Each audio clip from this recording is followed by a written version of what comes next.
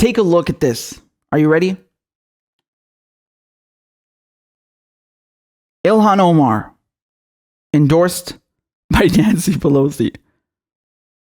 Now, to be fair, this isn't exactly breaking news because if I recall correctly, Nancy Pelosi endorsed her about 2-3 weeks ago, middle of July. But here, Ilhan Omar, a few hours ago, she's posting that she's happy about this, right? She's celebrating the endorsement effectively. And she says, in this house, we fight. Hashtag for the people. Really? Wow. What exactly is it that you fight for? Regime change in Venezuela? What, you got a fucked up house. Yeah? If no one told you that. Why are you celebrating this? Dude, if Nancy Pelosi endorsed me for anything, I would resign. Okay? If Nancy Pelosi approves of you, that is not a good thing. That is not something that you should celebrate. Okay? Now, people are going to come and say, like, why are you attacking Ilhan Omar, bro? Why are you attacking the only progressives, bro? What? Come here a second, yo. Nancy Pelosi is going to endorse most of the incumbents. Sure. But Ilhan Omar is under no obligation to celebrate that. So, once again, I submit to you, why is she happy about this endorsement? I would run. If Hillary Clinton or Nancy Pelosi or Chuck Schumer or Donald Trump or Joe Biden, take your pick, endorses you, you're doing something bad. You're doing something wrong. That is not something to be proud of. That is an anti-endorsement. That's an advertisement that says, run away from me, do not vote for me. I don't know how people can rationalize this. And they exist. You will have people rationalizing this. And the even worse ones are the people who will say that, yes, this is bad, but it doesn't mean anything. Because she's playing the long game, man. She's playing the long game, right? Like, all of us, we're just too stupid. We don't understand it. We're fucking idiots, right? Apparently, Ilhan Omar and Nancy Pelosi and the enlightened ones among you, oh, you get it, but we're just a bunch of idiots. Okay, right. So we don't understand the long game, right? Okay. So can you explain to me how the long game fits in with this thing called Action on Climate Change or Medicare for All? You know, these things which are time sensitive, which are matters of urgency, where you have people dying every year, every day, because they don't have access to mental health treatment or they don't have access to health care. They can't see a dentist. They can't get blood tests. They can't do anything related to healthcare, or the planet catching on fire, people losing their homes, the disasters that await us. I thought these are time-sensitive issues. I thought that Ilhan Omar and the rest of the squad and Justice Democrats ran on these issues. And conveniently enough, pay attention, they're not mentioned anywhere here. So Nancy Pelosi said in her first term, Ilhan has already established herself as a leader on a host of issues, from child nutrition to housing to U.S.-Africa relations. We need leaders like Ilhan in the House of Representatives fighting for the people. Now, those are noble things, but what about the pillars of progressive values that you were running on? What about Medicare for All, Green New Deal, free college? What about those? No mention? Once again, I would not celebrate an endorsement from someone like that.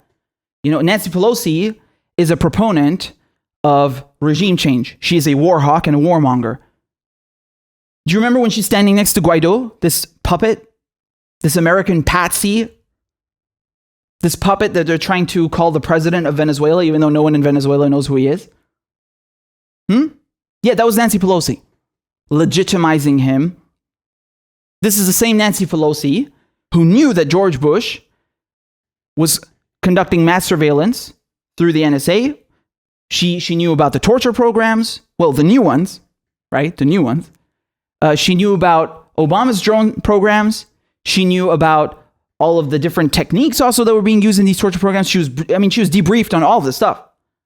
She knew every single thing that was happening. She's one of the very few people in government who would be briefed on these classified matters, whereas the vast majority of people in the Senate and the House would not. Okay? And she chose not to prosecute George Bush. She chose not to prosecute Barack Obama. And when it comes to Donald Trump, who she claims to be in resistance with, she rips up a speech, but then gives him all the money he needs to keep bombing people.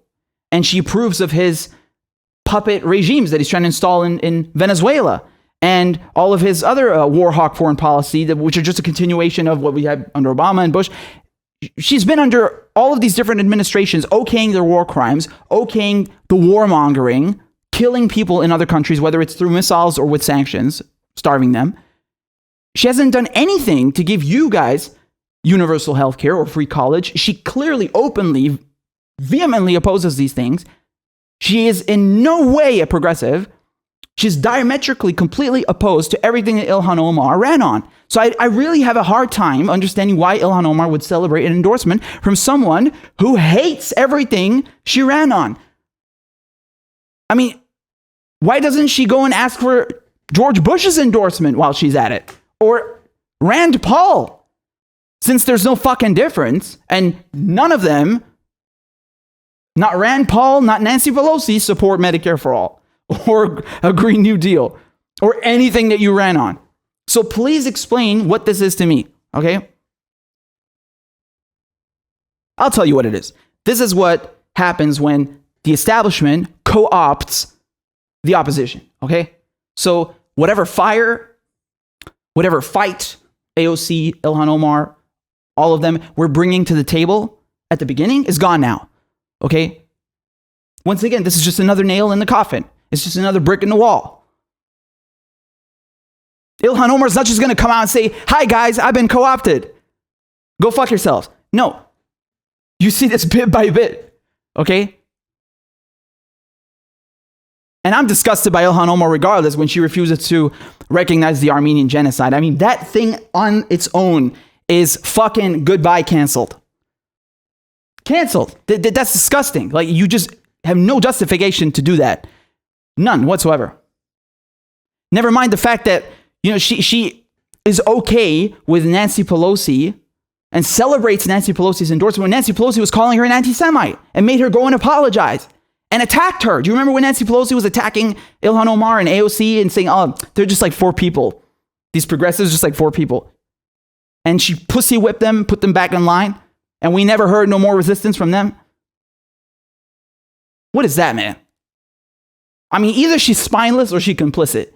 And in both cases, can you really count on someone like that to fight for you? What the fuck is the point of electing them if they're just going to get in line and be told what to do by people who would deny you healthcare, who would rather see you fucking die than give you universal healthcare? They're sick. These people sponsor wars. They murder people. They fucking murder people and torture them.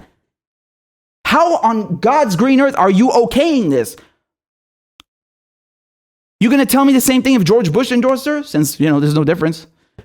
Come on, man, get out of here. Stop trying to rationalize this shit to yourself, and especially to me. I don't tolerate this. You shouldn't tolerate it either. End of story. It's not okay, man.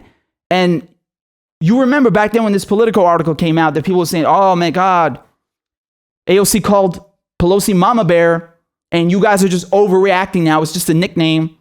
Oh, really?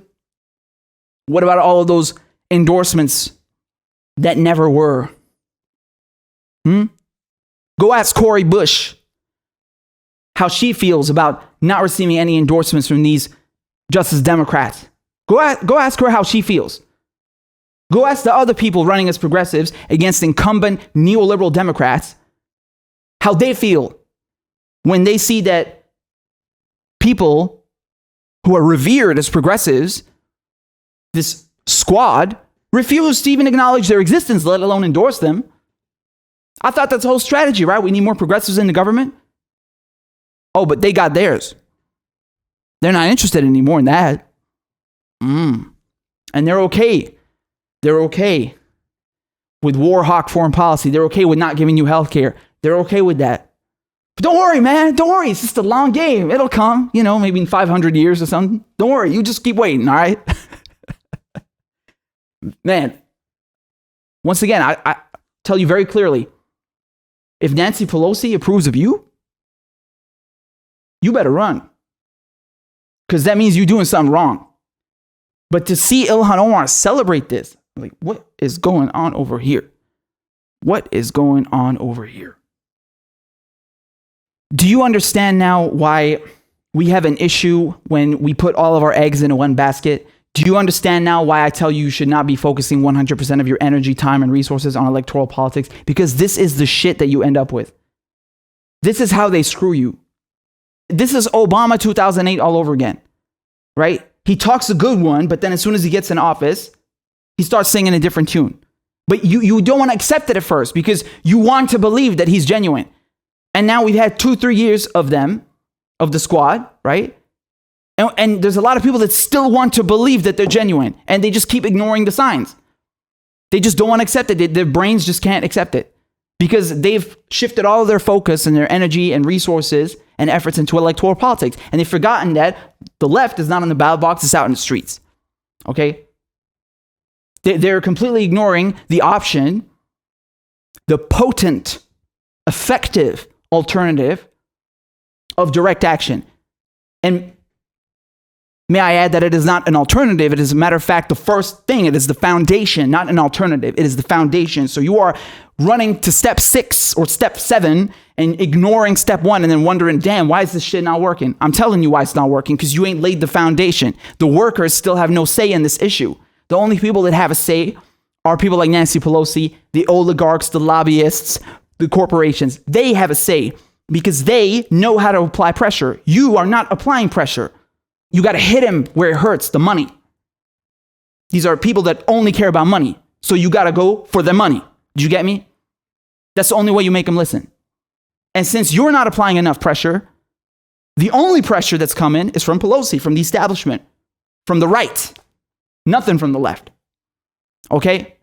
And so you can't put all your eggs into one basket. You end up with shit like this. If I haven't said this a million times, general strike, rent strike, debt strike.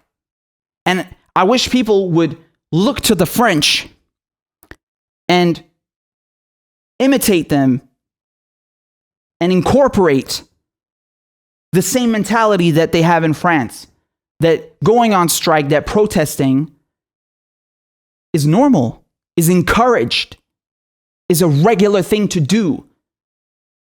It is well understood in French culture that you go on strike to get shit done. Now, France is not a perfect country. There's no such thing as a perfect country, but they're leagues ahead in terms of mobilizing the working class and having solidarity with each other. Do you understand? And Americans need to do this. They need to understand, they need to incorporate, they need to implement, they need to have this ingrained in their mentality and in their culture that you must go on strike, that it is normal to go on strike. And you go on strike not just in solidarity with your own, so not just fast food workers with other fast food workers, but why not fast food workers with steel mill workers or bus drivers across different fields, different sectors, manufacturing along with service industry. That's what I'm talking about. And of course, general strike where you shut everything down. You shut down the goddamn infrastructure and you really show these motherfuckers who's creating the wealth.